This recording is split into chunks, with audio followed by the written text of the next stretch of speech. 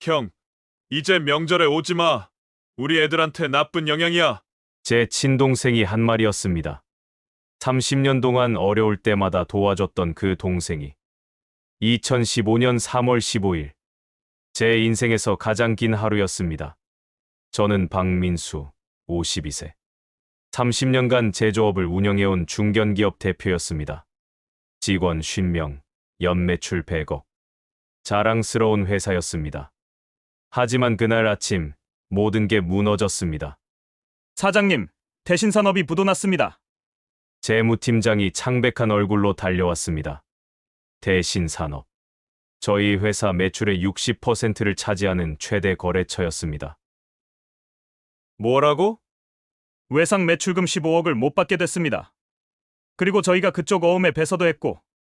순간 머리가 하얘졌습니다. 그날 오후 은행에서 연락이 왔습니다. 박 사장님, 대출금 회수 절차에 들어가야겠습니다. 잠깐만요. 시간을 좀 주시면. 죄송합니다. 규정상 어쩔 수 없습니다. 일주일 만에 회사는 법정 관리에 들어갔습니다. 한 달 만에 파산이 확정됐습니다. 개인 연대보증.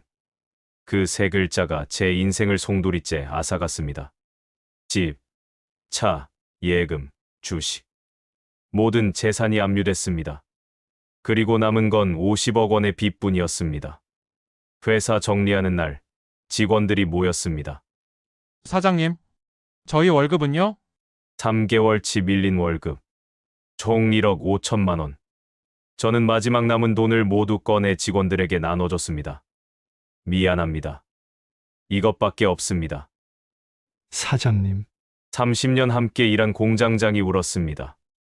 사장님, 잘못 아닙니다. 사장님이 제일 힘드실 텐데. 저는 대답할 수가 없었습니다. 목이 메었습니다. 2015년 5월 어버이날. 예년 같으면 제가 친척들을 다 초대해서 식사 대접했습니다. 하지만 올해는 아무도 연락하지 않았습니다. 아니, 정확히는 제가 연락을 했지만 모두 피했습니다. 형, 나 좀 바쁘네. 다음에 보자. 민수야, 이모 요즘 몸이 안 좋아서. 형님, 죄송한데 우리 애들이 학원이 있어서요. 그해 추석. 저는 용기를 내서 고향 집에 내려갔습니다. 25평짜리 월세방으로 이사한 지 2달 만이었습니다. 거실에 친척들이 모여 있었습니다. 제가 들어서자 대화가 뚝 끊겼습니다. 다들 왔네? 저는 어색하게 웃으며 인사했습니다. 친동생 민철이가 먼저 입을 열었습니다. 형, 잠깐 나와봐. 마당으로 나간 동생은 돌아서더니 차갑게 말했습니다. 형, 솔직히 말할게. 형 때문에 우리 집안 망신이야. 뭐? 사람들이 다 알아. 박민순애 파산했다고.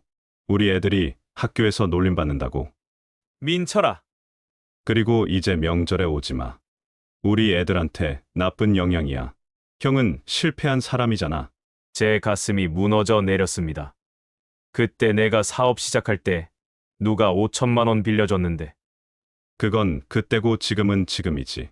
그리고 솔직히 형이 30년 했으면 뭐 남은 거 있어야 하는 거 아냐? 완전히 털려? 저는 더 이상 말할 수 없었습니다. 거실로 돌아가니 이모가 말했습니다. 민수야, 이모가 솔직히 말할게. 너 때문에 우리 딸 결혼 못 시켜. 신랑 집에서 그 집안 파산했다며? 그런다니까. 이모. 미안하지만 당분간 연락하지 마. 얼굴 보기 싫어. 사촌형 영수가 한마디 거들었습니다. 야, 30년 사업했다는 게 저 정도밖에 안 돼. 나 같으면 차라리 자살하겠다. 형님.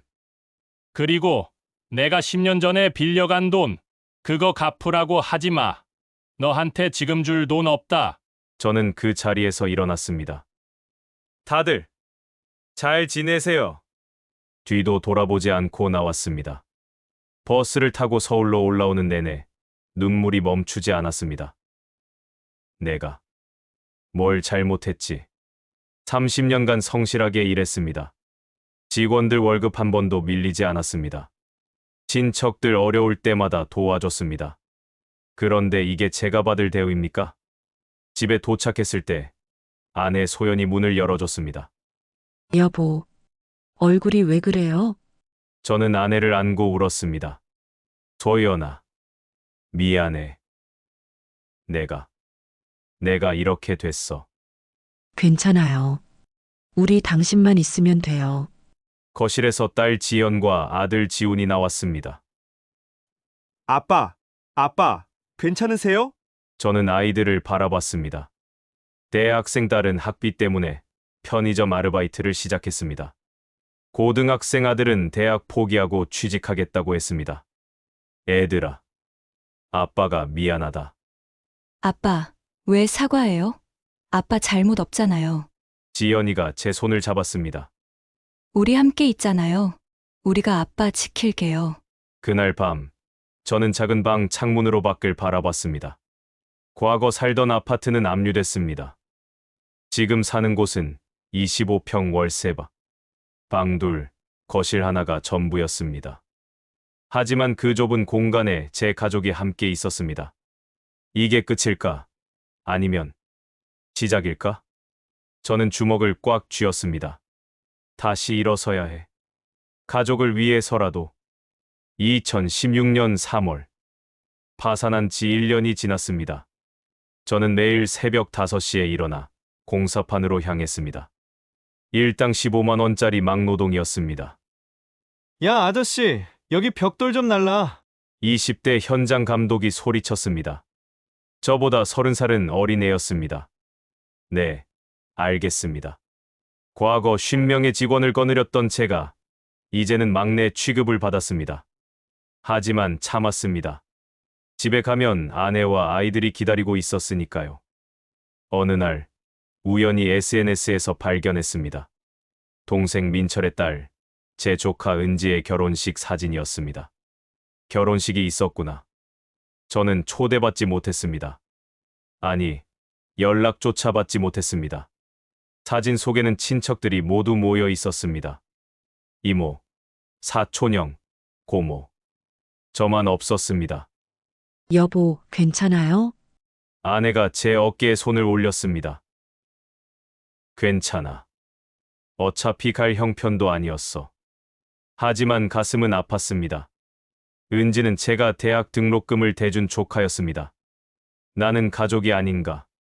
그해 5월, 어머니 기일이었습니다. 저는 아침 일찍 제수용품을 사서 고향집으로 향했습니다. 월세방 생활비를 아껴서 모은 30만 원으로 산 제수용품이었습니다. 하지만 고향집에 도착하니 이미 제사가 끝나 있었습니다. 끝났네요? 동생 민철이 어색하게 웃었습니다. 형은 바쁘실 것 같아서 우리끼리 아침에 지냈어. 연락이라도 해주지. 미안. 형 전화번호가 바뀐 줄 알았어. 거짓말이었습니다. 제 번호는 그대로였습니다. 상 위에는 음식이 그대로 있었습니다. 하지만 저는 손도 대지 못했습니다. 형, 이제 가봐. 우리 오후에 친척들 다 모이기로 했거든. 나도 가족인데. 형, 솔직히 말할게. 형 오면 분위기 안 좋아져. 다들 형 보기 불편해해. 저는 가지고 온 제수용품 봉투를 내려놓고 돌아섰습니다. 뒤에서 동생의 목소리가 들렸습니다. 형이 잘못 산 거잖아. 왜 우리 보고 이해하라고 해? 일주일 후 이모에게서 전화가 왔습니다. 오랜만에 연락이라 반가운 마음에 받았습니다. 이모, 오랜만이에요. 민수야, 네, 이모. 어떻게? 너 때문에 우리 딸 결혼 취소됐어. 네, 신랑 집안에서 신상도사를 했나 봐. 너 파산한 거 알고 그런 집안이랑 결혼 못한다고 하더라. 이모. 그건 제가. 너 때문이야. 다 너만 없었으면 우리 딸 행복하게 시집갔을 거야. 이모, 죄송합니다. 하지만 이제 내 앞에 나타나지 마. 얼굴 보기 싫으니까 연락도 하지 마. 알겠어? 전화가 끊겼습니다. 저는 휴대폰을 쥔 채 얼어붙었습니다. 내가 그렇게 나쁜 사람인가? 6월 어느 날 집으로 등기우편이 왔습니다. 법원 봉투였습니다. 설마. 열어보니 소장이었습니다. 원고 박영수, 피고 박민수. 청구 금액 5천만 원. 사촌형이 10년 전 빌려간 돈을 소송으로 청구한 것이었습니다. 아니, 정확히는 제가 빌려준 돈을 사촌형이 역으로 빌려줬다고 주장하며 소송을 건 것이었습니다. 차용증도 없었습니다. 그냥 형제끼리 믿고 빌려준 돈이었는데 여보, 이게 뭐예요? 아내가 소장을 보며 얼굴이 하얗게 질렸습니다. 사촌형이 소송을 걸었어. 빌려간 사람이 왜 소송을 해요? 증거가 없으니까. 자기가 빌려줬다고 우길 수 있는 거지. 재판 날짜가 잡혔습니다. 저는 변호사를 선임할 돈도 없었습니다. 혼자 법정에 섰습니다. 원고 측 증거 제시해 주십시오. 사촌형의 변호사가 서류를 제출했습니다. 조작된 계좌이체 내역이었습니다. 피고 측 반박하시겠습니까? 저는 아무것도 없었습니다. 없습니다. 결국 저는 패소했습니다. 없던 빚 5천만 원이 추가됐습니다. 9월 할아버지 기일이었습니다. 저는 가지 말까 고민했지만 결국 갔습니다. 마지막으로 가족의 일원이고 싶었습니다. 친척들이 모여 있었습니다. 제가 들어서자 웅성거리는 소리가 들렸습니다. 왔네. 아직도 얼굴을 들고 와? 사촌형이 큰 소리로 말했습니다. 야, 박민수. 30년 사업했다는 게 그 꼴이야? 나 같으면 부끄러워서 목 매달았다. 웃음소리가 터져 나왔습니다. 그러게. 한 푼도 못 남기고 완전히 털렸잖아. 직원들 월급은 챙겨줬다며? 바보 아냐? 가족도 못 챙기는 놈이 직원은 챙겼대. 웃기네. 저는 주먹을 꽉 쥐었습니다. 하지만 참았습니다. 이모가 말했습니다. 민수야, 솔직히 말할게. 너 이제 우리 모임에 나오지 마. 내가 있으면 다들 불편해. 제가 뭘 잘못했습니까? 잘못? 파산한 게 잘못이지. 우리 집안 망신시킨 게 잘못이고. 저는 더 이상 참을 수 없었습니다. 그럼 제가 어려울 때 도와준 돈은요? 이모, 2천만 원 빌려갔잖아요. 사촌형은 5천만 원. 동생은 1억. 그게 지금 중요해. 과거 일들 먹이지 마. 사촌형이 소리쳤습니다. 그리고 내가 빌린 거 증거 있어. 법원도 내 손 들어줬잖아. 저는 할 말을 잃었습니다. 조용히 일어나 밖으로 나왔습니다. 뒤에서 웃음소리가 들렸습니다. 그날 밤, 저는 한강 다리 위에 서 있었습니다. 이렇게 사는 게 의미가 있을까? 50억 빚. 친척들의 조롱. 끝없는 굴욕. 차라리 그때 휴대폰이 울렸습니다. 아내였습니다. 여보, 어디에요? 빨리 와요. 지연이가 오늘 장학금 받았대요. 장학금. 네. 1등에서 전액 장학금이래요. 우리 같이 축하해줘요. 전화를 끊고 저는 다리 난간에서 물러섰습니다. 그래. 아직 가족이 있어. 집으로 돌아가는 길, 저는 결심했습니다. 다시 일어서야 해. 그리고 주먹을 꽉 쥐었습니다.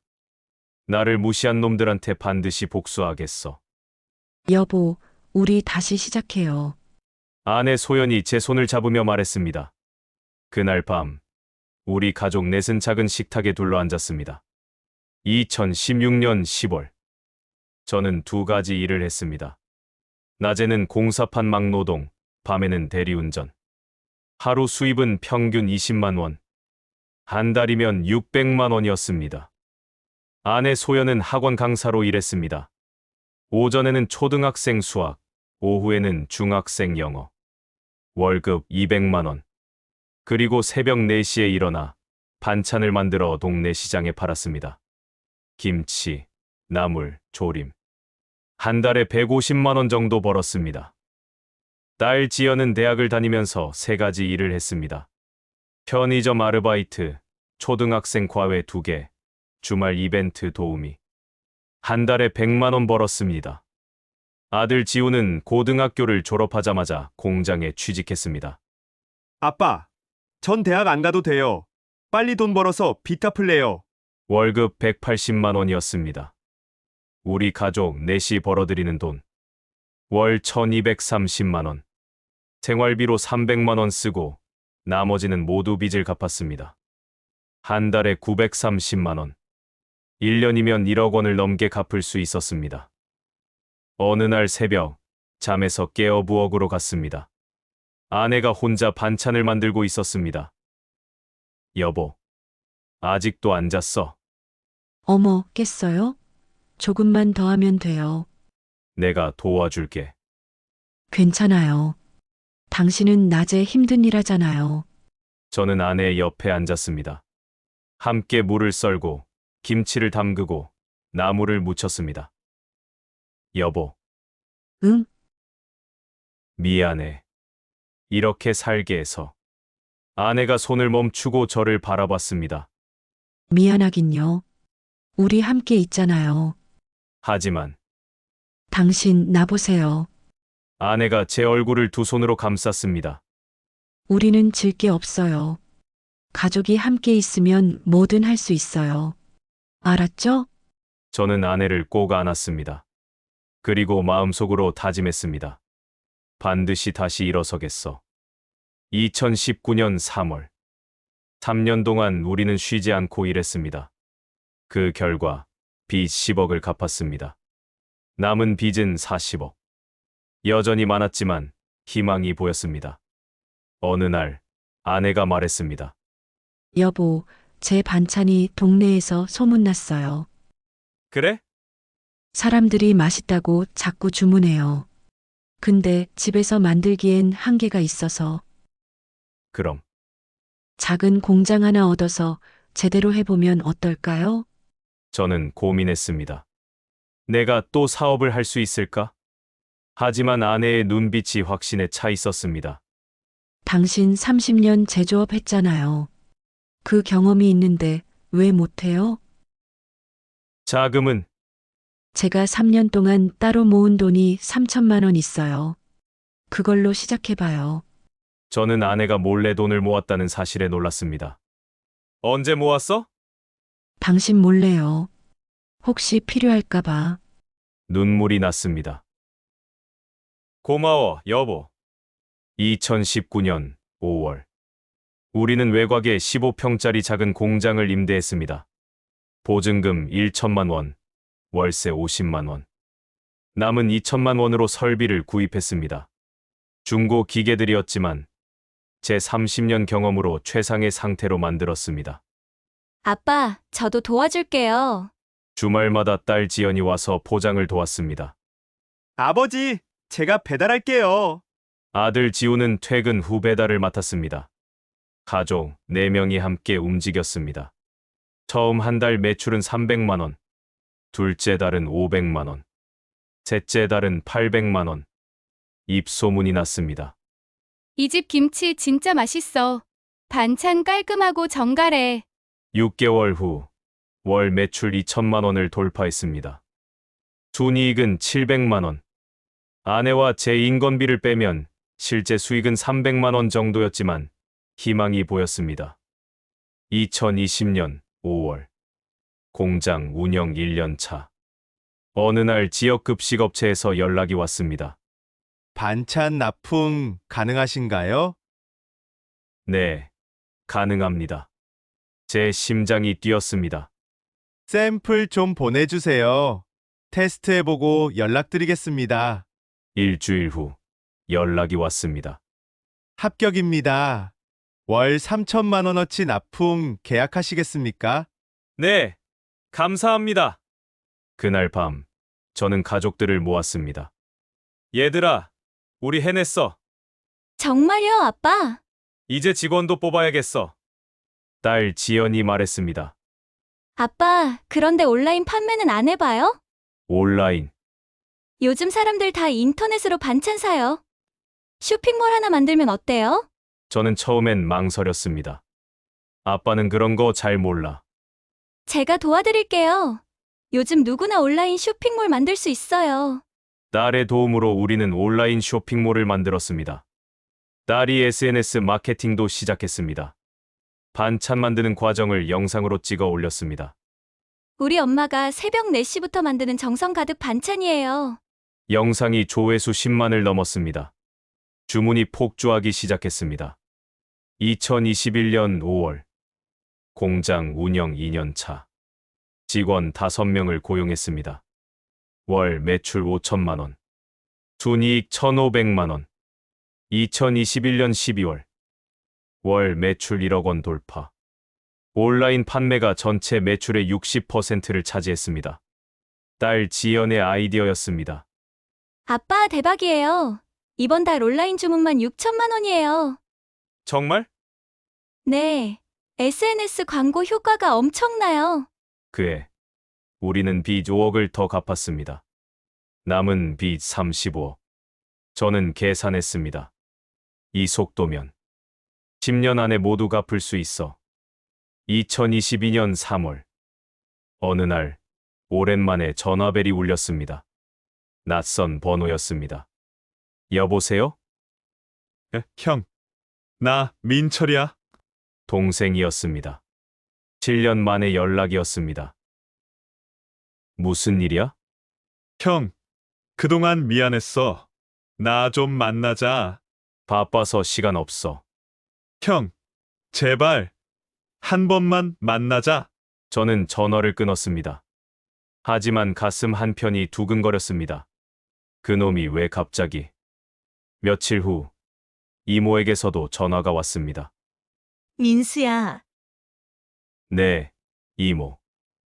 그동안 이모가 미안했다. 한번 만나자. 바빠서요. 전화를 끊고 저는 웃었습니다. 이제야 연락하네. 내가 조금씩 일어서니까. 하지만 저는 결심했습니다. 아직 아니야. 완전히 일어설 때까지 기다리겠어. 그리고 그때 반드시 복수하겠어. 2024년 1월. 공장 운영 5년 차. 저는 57세가 됐습니다. 그리고 드디어 기회가 왔습니다. 사장님, 프랜차이즈 문의 전화가 또 왔습니다. 직원이 흥분해서 말했습니다. 이제 직원은 15명으로 늘었습니다. 월 매출 3억 원. 순이익 8천만 원. 온라인 쇼핑몰은 하루 평균 200건 이상 주문이 들어왔습니다. 그리고 최근 몇 달간 프랜차이즈 문의가 끊이지 않았습니다. 우리 동네에도 매장 열어주세요. 가맹점 하고 싶어요. 하루에 3에서 4건씩 전화가 왔습니다. 저는 고민했습니다. 프랜차이즈 할 수 있을까? 그날 저녁 저는 가족들을 모았습니다. 애들아, 프랜차이즈 사업에 대해 어떻게 생각해? 아들 지훈이 먼저 말했습니다. 아버지, 저는 찬성이에요. 제가 5년 동안 공장에서 일하면서 모든 프로세스를 익혔어요. 가맹점 관리는 제가 할 수 있어요. 딸 지연이 덧붙였습니다. 저도 찬성이에요. 온라인 마케팅은 제가 하고 있고, 이제 오프라인으로 확장할 때예요. 브랜드 인지도도 충분해요. 아내 소연이 제 손을 잡았습니다. 여보, 해봐요. 당신은 할 수 있어요. 하지만 자금이 필요해. 최소 3억은 있어야. 우리한테 있잖아요. 그동안 모은 돈. 5년 동안 우리는 빚을 갚으면서도 따로 돈을 모았습니다. 비상금 명목으로 3억 5천만 원이 있었습니다. 좋아. 해보자. 2024년 3월. 강남구 대치동에 첫 가맹점이 오픈했습니다. 소연의 손맛 1호점. 오픈 첫날 줄이 100m 넘게 늘어섰습니다. 온라인으로만 구매하던 고객들이 직접 매장을 찾아왔습니다. 드디어 오프라인 매장이 생겼네요. 여기 김치 진짜 맛있어요. 첫 달 매출 1억 2천만 원. 대박이었습니다. 그 소문이 퍼지자 가맹 문의가 폭주했습니다. 저는 신중하게 가맹점주를 선별했습니다. 우리 브랜드를 제대로 지켜줄 수 있는 분만 받겠습니다. 6개월 만에 20개 가맹점. 1년 만에 50개 가맹점. 회사는 급성장했습니다. 2024년 12월. 저는 은행 창구에 섰습니다. 손에는 40억 원 수표가 들려 있었습니다. 남은 빚 전액이었습니다. 대출금 전액 상환하시겠습니까? 네, 확인했습니다. 박민수 고객님, 대출이 완전히 청산됐습니다. 축하드립니다. 그 순간 눈물이 쏟아졌습니다. 10년. 정확히 9년 8개월. 50억 빚을 모두 갚았습니다. 저는 밖으로 나와 하늘을 바라봤습니다. 해냈다. 휴대폰을 꺼내 아내에게 전화했습니다. 여보, 다 갚았어. 빚 전부 갚았어. 전화기 너머로 아내가 우는 소리가 들렸습니다. 여보, 정말이에요? 우리 이제 자유야. 빚을 갚은 다음 주 동생 민철에게서 전화가 왔습니다. 형, 소식 들었어? 대박 났다며? 누구한테 들었어? 아, 그게 동네에서 소문났어. 형이 프랜차이즈 사업 대박 났다고. 그래서 형, 나 좀 만나자. 그동안 정말 미안했어. 바빠. 형, 제발. 나 정말 어려워. 사업이 안 돼서. 그때 나한테 뭐라고 했는지 기억나? 형, 그건 명절에 오지 말라고 했잖아. 이제 와서 형. 피는 물보다 진하잖아. 저는 비웃었습니다. 그때는 피가 안 진했나 봐. 끊어. 전화를 끊었습니다. 하지만 전화는 계속 왔습니다. 어느 날 공장 앞에 이모가 서 있었습니다. 10년 만에 보는 얼굴이었습니다. 많이 늙었습니다. 민수야, 무슨 일이세요? 이모, 너 보러 왔다. 그러시면 안 됩니다. 10년 전에 제 얼굴 보기 싫다고 하셨잖아요. 민수야, 이모가 잘못했어. 그때는 이모도 힘들었어. 저도 힘들었어요. 더 힘들었어요. 그래, 이모가 미안하다. 그런데 이모가 머뭇거렸습니다. 사위가 사업을 망해서 우리 딸이 힘들어하거든. 혹시 내가 좀... 안 됩니다. 민수야, 이모, 10년 전에 제 딸이 학비 때문에 밤새 아르바이트 할 때 이모는 뭐 하셨어요? 제 아들이 대학 포기하고 공장 다닐 때 누가 도와줬어요? 아무도 없었어요. 우리 가족끼리 버텼어요. 이제 와서 도와달라고요? 너 정말 매정하게 변했구나. 제가 변한 게 아니라 이모가 원래 그런 사람이었던 거예요. 이제야 보이는 거고. 이모는 아무 말 없이 돌아섰습니다. 며칠 후 사촌형 영수에게서 문자가 왔습니다. 야, 박민수. 너 돈 벌었다며? 그때 내가 빌려준 5천만 원 기억나지? 이자 쳐서 1억 줘. 안 주면 또 소송 건다.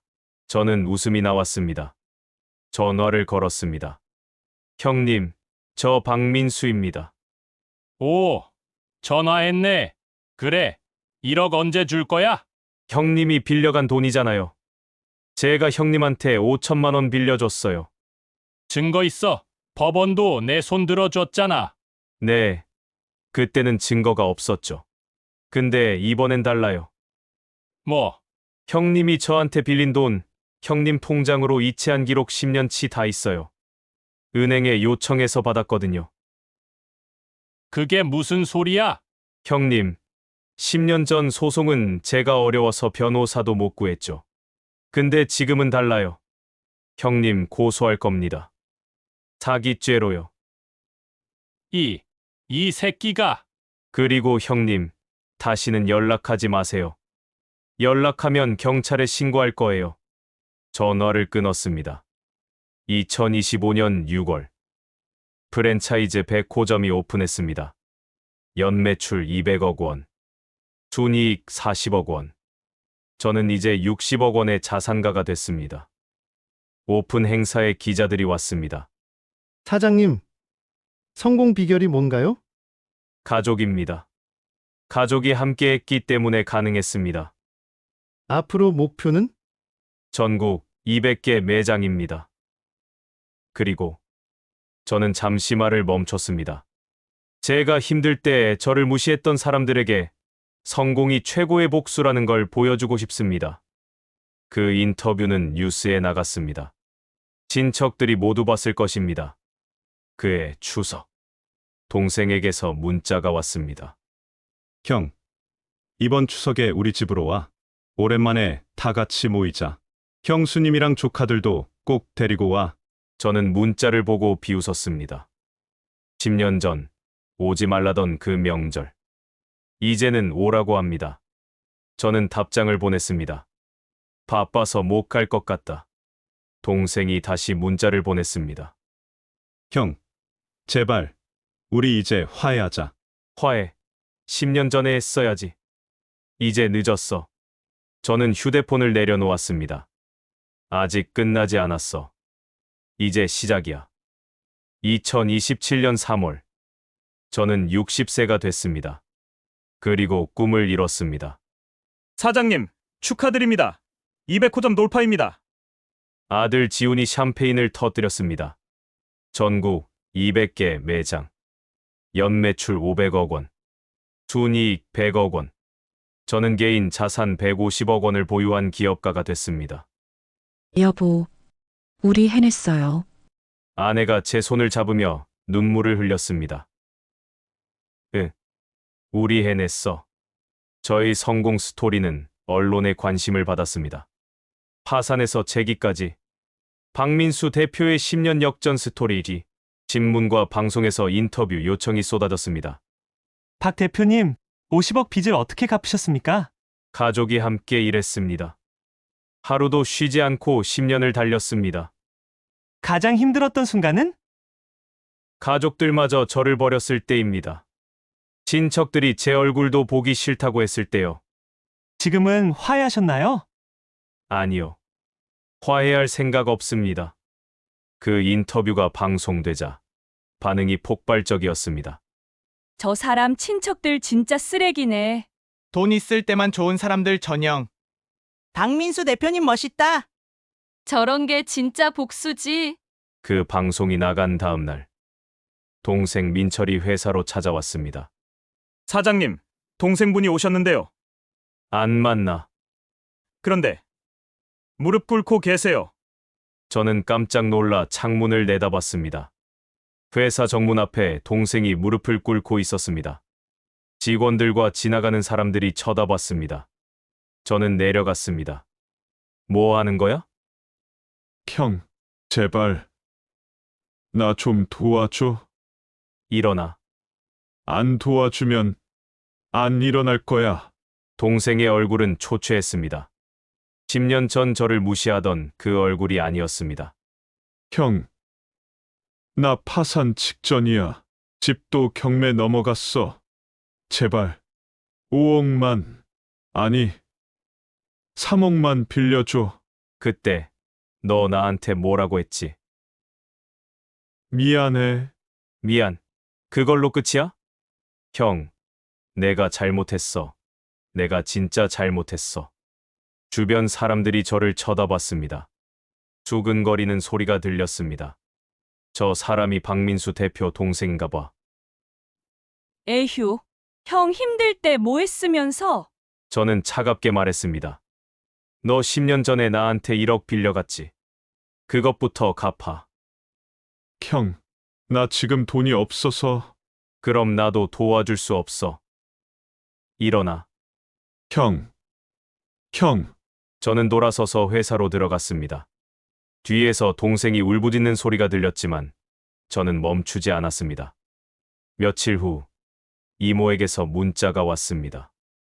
민수야, 이모가 이렇게까지 해야 하니?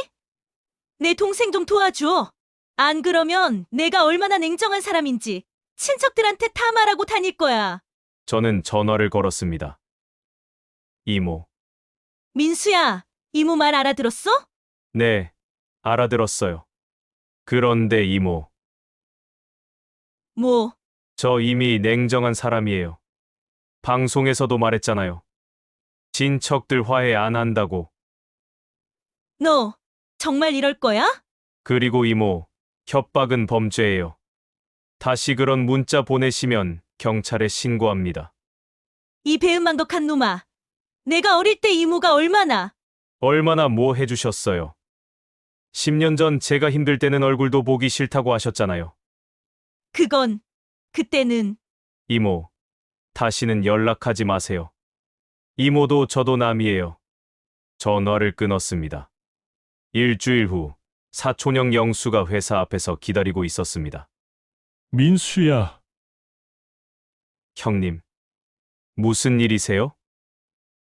나 좀 도와줘. 제발. 사촌형도 많이 늙었습니다. 머리는 반쯤 벗겨지고 얼굴은 주름투성이었습니다. 10년 전에 형님이 저 고소했잖아요. 5천만 원. 그건 내가 미쳤었어. 정말 미안하다. 그리고 제사 때 절 조롱하셨죠. 차라리 자살하겠다고. 민수야, 나 그때 잘못했어. 진짜 잘못했어. 사촌형이 바닥에 머리를 조아렸습니다. 제발. 나 진짜 죽을 것 같아. 빚쟁이들이 매일 찾아와. 애들이 밥도 제대로 못 먹어. 잠시 침묵이 흘렀습니다. 저는 지갑을 꺼냈습니다. 그리고 10만 원을 꺼내 바닥에 던졌습니다. 이거 받으세요. 밥값이에요. 민수야. 그리고 형님, 제발 다시는 제 앞에 나타나지 마세요. 경비 불러서 쫓아내기 전에. 사촌형이 바닥의 돈을 바라봤습니다. 그리고 울기 시작했습니다. 저는 돌아서서 회사로 들어갔습니다. 2027년 추석. 저는 처음으로 명절에 고향을 찾아갔습니다. 12년 만이었습니다. 벤츠 S클래스를 몰고 도착했습니다. 친척들이 모여 있었습니다. 제가 들어서자 모두 얼어붙었습니다. 형님, 민수 형. 오빠, 저는 아무 말 없이 어머니 영정 앞에 앉았습니다. 저를 올렸습니다. 어머니, 아들 왔습니다. 이제 성공했습니다. 그리고 일어나 친척들을 바라봤습니다. 다들 잘 지내셨어요? 동생이 다가왔습니다. 형, 그동안. 괜찮아. 난 이제 괜찮으니까. 형. 동생이 제게 매달렸습니다. 나 좀 도와줘. 제발. 저는 동생의 손을 떼어냈습니다. 동생, 나 바빠. 먼저 갈게. 형아. 이모가 막아섰습니다. 민수야, 정말 이럴 거니? 우리 다 가족이잖아. 가족요? 저는 비웃었습니다. 12년 전에 이모가 뭐라고 하셨죠? 너 때문에 우리 딸 결혼 못 시킨다고 하셨잖아요. 그때 전 가족이 아니었어요. 이제 와서 가족이라고요? 사촌형이 말했습니다. 민수야, 우리가 잘못했어. 제발 용서해줘. 저는 친척들을 한 명씩 바라봤습니다. 모두 고개를 숙이고 있었습니다. 용서요? 안 됩니다. 민수야. 여러분이 저를 버렸을 때 저는 매일 죽고 싶었어요. 한강 다리에서 뛰어내릴까 고민했어요. 친척들이 저를 쳐다봤습니다. 하지만 전 살았어요. 가족들이 절 살렸어요. 제 아내, 제 아이들. 그래서 여러분한테 빚진 거 하나도 없어요. 여러분은 제게 아무것도 안 해줬으니까. 저는 문을 향해 걸었습니다. 민수야. 뒤에서 부르는 소리가 들렸지만 저는 돌아보지 않았습니다. 차에 타서 떠나면서 백미러로 그들을 봤습니다. 모두 바닥에 주저앉아 울고 있었습니다. 이게 복수구나. 하지만 가슴 한편이 텅 빈 것 같았습니다. 집에 돌아오자 아내가 기다리고 있었습니다. 여보, 어떻게 됐어요? 다녀왔어. 친척들은? 모두 용서해달라고 했어. 그래서? 거절했어. 한 명도 용서 안 할 거야. 아내가 제 손을 잡았습니다. 여보, 후회 안 해요? 저는 잠시 생각했습니다. 후회하는 걸까? 하지만 고개를 저었습니다. 아니, 후회 안 해. 그들은 자격이 없어. 2027년 12월. 저는 모든 친척들을 거절했습니다. 그것이 제 복수였습니다. 하지만 사장님, 손님이 오셨습니다. 비서가 조심스럽게 말했습니다. 누군데? 조카분이라고 하시는데요. 조카. 저는 고개를 가로저었습니다. 안 만나. 돌려보내. 그런데 초등학생이에요. 뭐? 저는 로비로 내려갔습니다. 거기 9살쯤 돼 보이는 여자아이가 서 있었습니다. 동생 민철의 손녀, 제 조카 손녀였습니다. 넌 누구니? 네, 저 박지우예요. 할아버지 손녀. 아이의 옷은 낡았고 신발은 너무 작아 보였습니다. 여기 왜 왔어? 할아버지가 밥을 못 먹어요. 뭐? 할아버지랑 저랑 둘이 살아요. 엄마 아빠는 도망갔어요. 그런데 할아버지가 아파서 아이의 눈에 눈물이 고였습니다. 할아버지가 큰할아버지한테 가보라고 했어요. 도와달라고. 제 가슴이 철렁 내려앉았습니다. 저는 아이를 데리고 동생의 집으로 갔습니다. 반지하 월세방이었습니다. 문을 열자 곰팡이 냄새가 났습니다. 할아버지, 큰할아버지 모시고 왔어요. 안방에 동생이 누워 있었습니다. 형, 12년 전 제게 명절에 오지 마라고 했던 그 동생. 이제는 뼈만 앙상하게 남은 노인이 되어 있었습니다. 민철아. 형, 왔어? 무슨 일이야? 왜 이렇게 됐어? 가남이야. 말기래. 제 머리가 하얘졌습니다. 병원은? 돈이 없어서 치료를 못 받아. 지우 엄마 아빠는? 며느리는 3년 전에 도망갔어. 아들도 빚 때문에 잠적했고. 동생의 눈에서 눈물이 흘러내렸습니다. 형, 나 지우만 걱정돼. 내가 죽으면 지우는 어떻게 되냐? 저는 아무 말도 할 수 없었습니다. 저는 즉시 동생을 병원에 입원시켰습니다. 의사 선생님, 제 동생 상태가 어떻습니까? 말기 간암입니다. 이미 전이가 많이 됐고요. 치료하면? 최선을 다해도 6개월에서 1년 정도로 보입니다. 제 다리에 힘이 풀렸습니다. 병실로 돌아가자 지우가 할아버지 손을 잡고 있었습니다. 할아버지, 이제 나을 거죠? 그래. 지우야. 할아버지 금방 나을 거야. 동생이 저를 바라봤습니다. 형, 미안해. 정말 미안해. 됐어. 형이 힘들 때 나 형한테 너무 못했어. 나 진짜 쓰레기야. 이제 그런 얘기 하지 마. 형, 지우 좀 부탁해. 내가 죽으면 지우를. 죽는다는 소리 하지 마. 제 목소리가 떨렸습니다. 그날 밤, 저는 아내에게 말했습니다.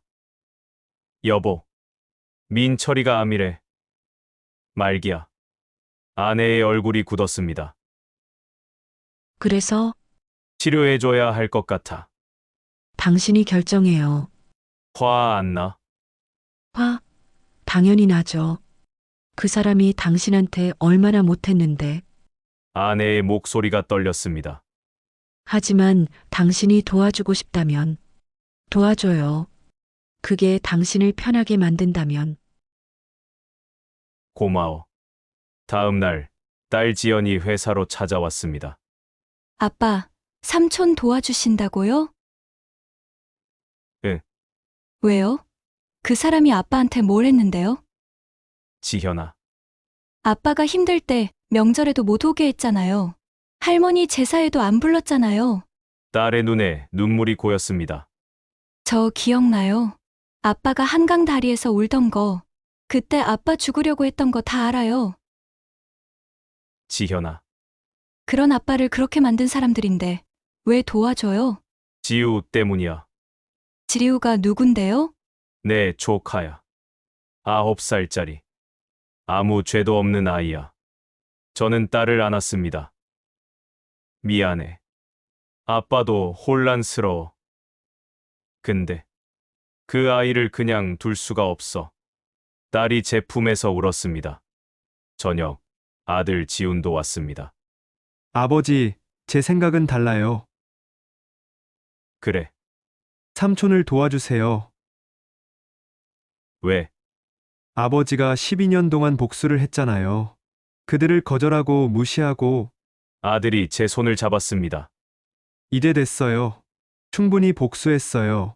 이제는 아버지가 편하게 사세요. 그게 쉽지 않아. 알아요. 근데 삼촌을 그냥 두면 아버지는 평생 후회하실 거예요. 아버지는 그런 사람 아니잖아요. 30년 전 직원들 월급 주느라 마지막 돈까지 쓴 사람이잖아요. 아들의 말에 눈물이 났습니다. 다음 날 병원에 갔습니다. 동생이 깨어 있었습니다. 형, 깼어. 형, 나 치료 안 받을래? 무슨 소리야? 형한테 더 이상 피해 주기 싫어. 그냥 죽을래. 바보 같은 소리 하지 마. 저는 소리쳤습니다. 네가 죽으면 지우는 어떡하냐? 9살짜리 아이를 혼자 두고 갈 거야? 형이 지우 좀 부탁해. 형밖에 없어. 그래, 알았어. 지우는 내가 키울게. 대신 너는 치료받아. 알았지? 형, 동생이 울기 시작했습니다. 형, 미안해. 정말 미안해. 나 형한테 진짜 못된 짓 많이 했어. 알아. 그래도 형이 이렇게 도와주다니 나 같은 쓰레기를. 됐어. 이제 그만 울어. 저도 눈물이 났습니다. 일주일 후 이모에게서 전화가 왔습니다. 민수야, 네, 이모. 민철이 아프다며? 소식 들었어? 네, 너 도와주고 있다며? 네. 전화기 너머로 이모가 우는 소리가 들렸습니다. 민수야, 이모가 정말 잘못했어. 이모도 너무 힘들었어. 자위가 사업 망하고 딸이 이혼하고 그래도 변명이 안 되지. 이모, 민수야, 용서해줘. 제발. 저는 한참 침묵했습니다. 이모, 지금은 생각할 시간을 주세요. 저도 혼란스러워요. 전화를 끊었습니다. 그날 밤, 저는 혼자 서재에 앉아 있었습니다. 창밖으로 달이 떠 있었습니다. 12년 동안 계획한 복수. 그들을 거절하고 무시하고 차갑게 대하는 것. 그것이 제 목표였습니다. 나, 뭘 하고 있는 거지? 하지만 지금, 동생을 도와주고 조카 손녀를 돌보고 있습니다. 이게 맞는 걸까? 틀린 걸까? 문이 열리고 아내가 들어왔습니다. 여보, 앉아요? 잠이 안 와. 뭐 생각해요? 내가 약한 건가 싶어. 복수를 제대로 못하는 건가? 아내가 제 옆에 앉았습니다. 여보, 당신은 약한 게 아니에요. 그럼 여전히 사람이에요. 그게 당신의 강점이에요. 아내가 제 손을 잡았습니다. 12년 동안 그들이 당신한테 한 것 잊으면 안 돼요.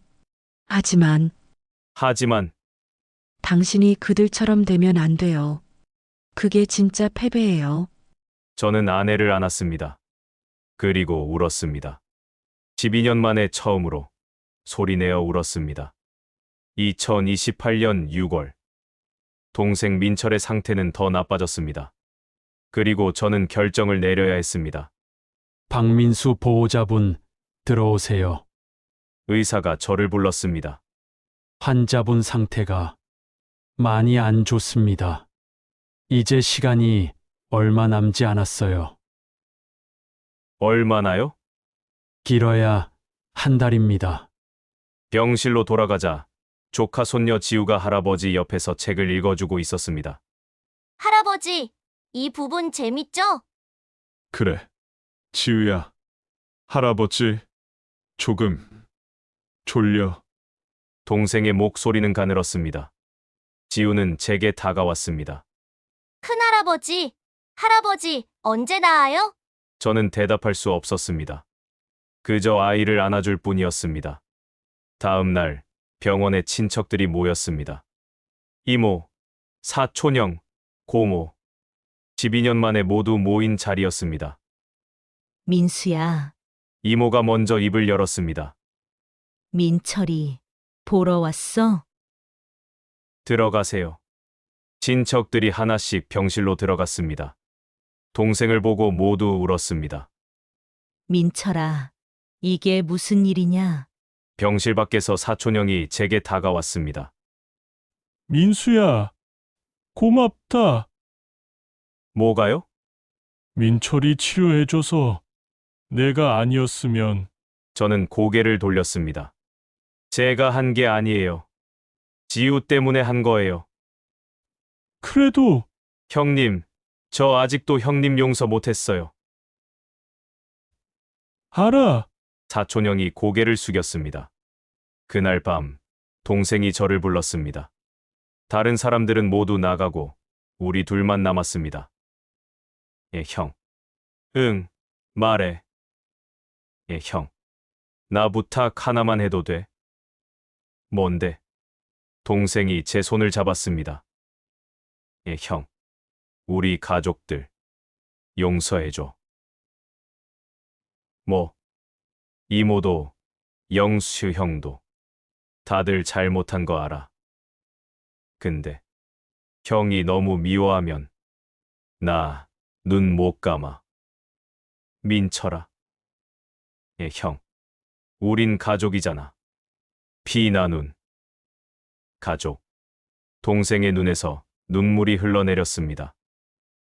형이 그들을 용서해줘야 나도 편하게 갈 것 같아. 저는 아무 말도 할 수 없었습니다. 예, 형. 부탁이야. 제발. 알았어. 생각해 볼게. 고마워. 형. 동생이 눈을 감았습니다. 그날 밤, 저는 아내와 아이들을 모았습니다. 애들아, 민철이가 부탁했어. 친척들을 용서해달라고. 딸 지연이 즉시 말했습니다. 안 돼요, 아빠. 그 사람들이 뭘 했는데요? 알아. 근데 아빠, 용서는 자격 있는 사람한테 하는 거예요. 사과도 제대로 안 한 사람들을. 아들 지훈이 끼어들었습니다. 누나, 잠깐만요. 뭐, 아버지, 제 생각은 달라요. 지훈이 저를 바라봤습니다. 아버지, 용서하세요. 너는 왜? 12년 동안 복수했잖아요. 그들을 거절하고 무시하고 아프게 했어요. 이제 충분해요. 하지만 아버지, 삼촌이 죽으면 아버지는 평생 후회하실 거예요. 그때 용서할 걸 하면서요. 아내가 말했습니다. 여보, 우리 애들 말이 맞아요. 결정은 당신이 하세요. 난 당신 편이에요. 저는 한참을 고민했습니다. 일주일 후, 동생의 상태가 급격히 나빠졌습니다. 의사가 말했습니다. 오늘 넘기기 힘들 것 같습니다. 친척들이 모두 모였습니다. 병실은 조용했습니다. 동생이 마지막 힘을 다해 말했습니다. 형. 응, 여기 있어. 고마워. 형. 형이 최고야. 민철아, 정신 차려. 형. 지우. 부탁해. 알았어. 지우는 내가 키울게. 절대 걱정하지 마. 그리고 형, 미안해. 진짜 미안해. 민철아, 민철아. 심전도 기계에서 긴 소리가 났습니다. 환자 사망 확인. 2028년 6월 15일 오후 7시 32분. 병실이 울음바다가 됐습니다. 저는 동생의 손을 놓지 못했습니다. 민철아, 이 자식아. 형 두고 먼저 가면 어떡해? 3일장. 장례식장에는 많은 사람들이 찾아왔습니다.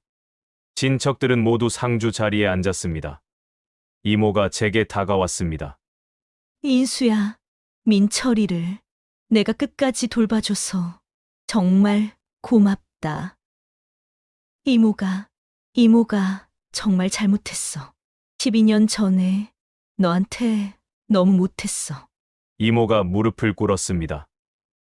제발 용서해줘.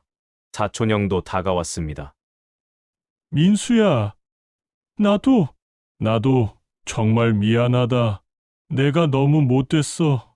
고모도, 다른 친척들도 모두 고개를 숙였습니다. 민수야, 미안하다. 용서해줘.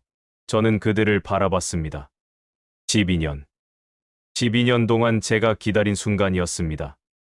그들이 무릎 꿇고 사과하는 순간. 이게 내가 원했던 복수였어. 하지만 기쁘지 않았습니다. 동생이 죽었기 때문입니다. 조문객들이 모두 돌아간 밤. 저는 혼자 빈소를 지키고 있었습니다. 동생의 영정을 바라봤습니다. 민철아, 형이 용서해야 하나? 대답은 없었습니다. 문이 열리고 조카 손녀 지우가 들어왔습니다. 큰할아버지, 지우야, 아직 안 잤어. 할아버지가 보고 싶어요. 지우가 제 옆에 앉았습니다. 큰할아버지, 저 궁금한 게 있어요. 뭔데? 큰할아버지는 우리 할아버지한테 화났어요? 왜 그렇게 생각해? 할아버지가 큰할아버지한테 미안하다고 계속 말했어요. 잘못했다고. 지우가 저를 올려다봤습니다. 근데 큰할아버지는 할아버지 살려주려고 엄청 애쓰셨잖아요. 그럼 용서한 거 아니에요? 그 순간 저는 깨달았습니다. 그래, 나 이미 용서했구나. 동생을 치료해주고 지우를 돌본 순간 이미 용서는 시작됐던 것입니다. 장례식 마지막 날. 친척들이 모두 모였습니다. 저는 그들 앞에 섰습니다. 여러분, 모두 저를 바라봤습니다. 12년 전 제가 파산했을 때 여러분은 저를 버렸습니다. 명절에 오지 말라고 했고 제사에도 부르지 않았고 저를 조롱했습니다. 친척들이 고개를 숙였습니다. 솔직히 전 여러분을 용서할 수 없었습니다. 12년 동안 복수만 생각했습니다. 인수야, 하지만 저는 지우를 바라봤습니다. 이 아이를 보면서 깨달았습니다. 미움으로는 아무것도 얻을 수 없다는 걸. 그래서 용서하겠습니다. 친척들이 고개를 들었습니다. 다만 조건이 있습니다. 뭐든 하겠어. 앞으로 제 가족한테 함부로 하지 마세요. 그리고 저는 잠시 말을 멈췄습니다. 서로에게도 잘하세요. 가족이니까요. 이모가 울면서 말했습니다. 인수야, 고맙다. 정말 고맙다. 사촌형도 눈물을 흘렸습니다. 민수야, 우리가 정말 잘못했다. 2028년 6월 20일. 동생의 장례를 치른 다음 날. 저는 사무실에 앉아 있었습니다. 그리고 결심했습니다. 사장님, 친척분들이 다시 연락 오셨는데요. 다 거절해. 네, 하지만 장례식 때 용서하신다고. 내 말대로 해. 비서가 당황한 표정으로 나갔습니다. 저는 창밖을 바라봤습니다. 용서. 내가 용서한다고 했나? 장례식 때 한 말을 떠올렸습니다. 용서하겠습니다. 다만 조건이 있습니다. 그 조건을 지킬 사람들이 아니라는 걸 저는 알고 있었습니다. 일주일 후 동생의 채권자들이 저를 찾아왔습니다. 박민수 사장님이시죠? 네, 고인의 빚이 3억 원입니다. 상속인으로서 갚으셔야 합니다. 상속 포기했습니다. 그럼 고인의 손녀 박지우가 그 아이도 상속 포기했습니다. 법원에 서류 제출했어요. 그럼 집은요? 반지하 월세방이었습니다. 보증금도 없었고요. 채권자들이 허탈한 표정으로 돌아갔습니다. 저는 지우를 불렀습니다. 지우야, 이제 내 짐 싸. 어디 가요? 큰할아버지? 우리 집으로 가는 거야. 이제 넌 나랑 살 거야. 정말요? 그래. 할아버지가 그러라고 했어. 지우가 제 품에 안겼습니다. 한 달 후 이모에게서 전화가 왔습니다. 민수야, 저번에 고맙다고 말 못했는데. 용건만 말씀하세요. 민수야, 이모 딸 알지? 이혼하고 혼자 사는데 일자리 좀 알아봐 줄 수 없니? 안 됩니다. 민수야, 너 장례식 때 용서한다고 했잖아. 용서와 도움은 다릅니다. 이모. 뭐, 너 지금 그리고 이모, 제가 장례식 때 뭐라고 했죠? 제 가족한테 함부로 하지 말라고 했잖아요. 그건 알지만 이모는 12년 전 제 딸이 아르바이트로 학비 벌 때 뭐 하셨어요? 아무것도 안 하셨잖아요. 이모 딸은 이모가 책임지세요. 저한테 기대하지 마시고요. 전화를 끊었습니다. 한 달 후 사촌형이 회사로 찾아왔습니다. 민수야, 좀 만나자. 안 만납니다. 야, 나 너 형이야. 형님은 10년 전에 저 고소하셨잖아요. 5천만 원. 그건 내가 미쳤었어. 그 돈 갚으셨어요? 지금 형편이 안 돼서. 그럼 저도 형님 도와드릴 형편이 안 됩니다. 너 이 새끼! 장례식 때 용서한다고 했잖아! 용서는 했어요. 마음속으로요. 하지만 도와드릴 생각은 없습니다. 뭐? 그게 무슨 용서야? 제 방식의 용서예요. 형님을 미워하지 않겠다는 거지. 형님을 도와주겠다는 게 아니에요. 이 배은망덕한 놈아! 사촌형이 소리쳤습니다. 경비, 이분 내보내드려. 경비들이 사촌형을 끌고 나갔습니다. 석 달 후 고모에게서 문자가 왔습니다. 민수야, 친척들이 모두 너를 욕해. 장례식 때는 용서한다고 해놓고 아무도 안 도와준다고. 너 정말 그럴 거야? 저는 답장을 보냈습니다. 제가 언제 도와준다고 했나요? 용서한다고 했지. 돈 주겠다고 한 적 없습니다. 너 정말 못된 놈이구나. 민철이가 너 믿고 갔는데. 동생은 제게 용서해달라고 했지. 도와달라고 하지 않았어요. 말장난하지 마. 고모, 12년 전 제가 힘들 때 고모는 뭐 하셨어요?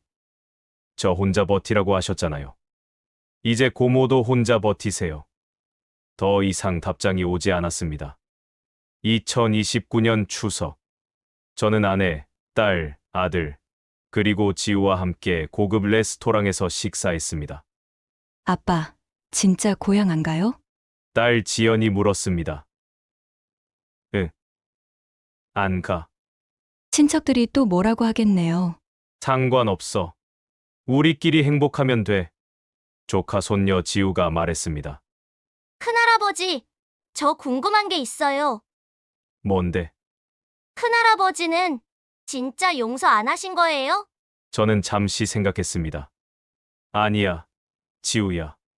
큰할아버지는 용서했어. 그럼 왜 안 도와줘요? 용서와 도움은 다른 거야, 지우야. 지우가 고개를 갸웃했습니다. 아들 지훈이 설명했습니다. 지우야, 큰할아버지는 그분들을 미워하지 않으신데, 하지만 도와줄 의무는 없으신 거야. 그게 진짜 용서예요? 저는 지우의 머리를 쓰다듬었습니다.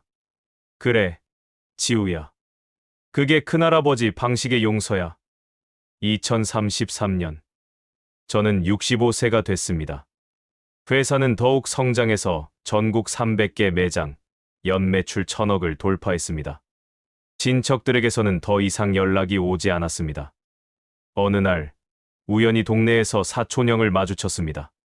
사촌형은 훨씬 더 늙어 있었습니다. 민수야, 형님. 너 잘 지내냐? 네, 잘 지냅니다. 나는 여전히 힘들어. 그렇군요. 너 정말 안 도와줄 거야? 네, 넌 진짜 차갑구나. 형님이 만든 거예요. 사촌형이 쓴웃음을 지었습니다. 그래, 내가 만들었지. 12년 전에. 잘 지내세요, 형님. 저는 돌아서서 걸어갔습니다. 뒤돌아보지 않았습니다. 2033년 6월 15일. 동생 민철의 오주기. 저는 혼자 산소를 찾았습니다. 다른 친척들은 오지 않았습니다. 묘비 앞에 앉아 소주 한 잔을 따랐습니다. 민철아, 형 왔다. 바람이 불었습니다. 너 말대로 용서했어. 내 방식으로. 술을 한 모금 마셨습니다. 근데 말이야, 도와주진 않았어. 너 화났지? 미안. 또 한 모금. 하지만 형은 그래야 했어. 그들을 도와주면 형이 너무 바보 같잖아. 묘비를 쓰다듬었습니다. 12년 동안 형이 얼마나 힘들었는지 알아? 눈물이 났습니다. 한강 다리에서 뛰어내릴 뻔했어. 매일 밤 울었어. 근데 그놈들은 형 보기 싫다고 했어. 명절에 오지 말라고 했어. 소리 내어 울었습니다. 그래서 형은 복수하기로 했어. 성공해서 그놈들이 무릎 꿇을 때까지. 그리고 형 해냈어. 술잔을 비웠습니다. 민철아, 형은 나쁜 형이야. 차갑고 냉혹한 형. 근데 그게 형이야. 그렇게 살아야 했어. 미안하다. 동생아. 한참을 울고 나서 저는 일어났습니다. 지우는 잘 크고 있어. 걱정 마. 그리고 형은 행복해. 가족들이 있으니까. 너도 편히 쉬어. 산을 내려오면서 저는 하늘을 바라봤습니다. 이게 내 복수야. 용서는 했습니다. 하지만 도와주지는 않았습니다. 그들이 힘들어하는 모습을 지켜보는 것. 그것이 제 방식의 복수였습니다. 차갑고 냉혹하지만 합법적이고 정당한 복수. 미안해, 민철아. 형은 이런 사람이야. 저는 차에 올라타 집으로 향했습니다. 아내와 아이들이 기다리는 곳으로. 2038년. 저는 70세가 됐습니다. 회사는 아들에게 물려줬고 저는 은퇴했습니다. 지우는 25이 되어 회사에서 일하고 있습니다. 어느 날 이모가 돌아가셨다는 소식을 들었습니다. 장례식장에 가니 친척들이 몇 명 있었습니다. 모두 늙고 초라해 보였습니다. 동생 민철의 빈자리는 컸습니다. 인수야. 사촌형이 다가왔습니다. 형님. 너 정말 끝까지 안 도와줄 거였구나. 네. 너 이겼다. 완벽하게. 사촌형이 쓴웃음을 지었습니다. 우리는 다 망했어. 너만 성공했고. 근데 알아? 우리가 더 불쌍해 보이냐? 내가 더 불쌍해 보이냐? 무슨 뜻이죠? 넌 평생 복수하며 살았잖아. 그게 행복이었냐? 저는 대답하지 않았습니다. 우린 가난하지만 서로는 있어. 근데 넌... 전 가족이 있습니다. 그래, 가족. 근데 우리도 내 가족이었는데. 사촌형이 돌아섰습니다. 잘 살아라, 민수야. 내가 원한 대로. 저는 그 자리에 멍하니 서 있었습니다. 내가 원한 게 뭐였지? 집으로 돌아오는 길, 차 안에서 문득 눈물이 났습니다. 이게 승리인가? 모두를 거절하고 냉혹하게 복수했습니다. 법적으로, 도덕적으로 아무 문제 없었습니다. 하지만 왜 이렇게 가슴이 텅 빈 것 같을까요? 집에 도착하자 아내가 물었습니다. 여보, 괜찮아요? 여보, 나 잘한 거 맞지? 당신이 선택한 거예요. 근데 왜 이렇게 허전해? 아내가 저를 안았습니다. 그게 복수의 대가예요, 여보. 저는 창밖을 바라봤습니다. 달이 차갑게 빛나고 있었습니다. 긴 이야기 청취해 주셔서 감사드립니다. 감상하신 내용 댓글로 주시면 더 좋은 이야기에 도움되도록 노력하겠습니다.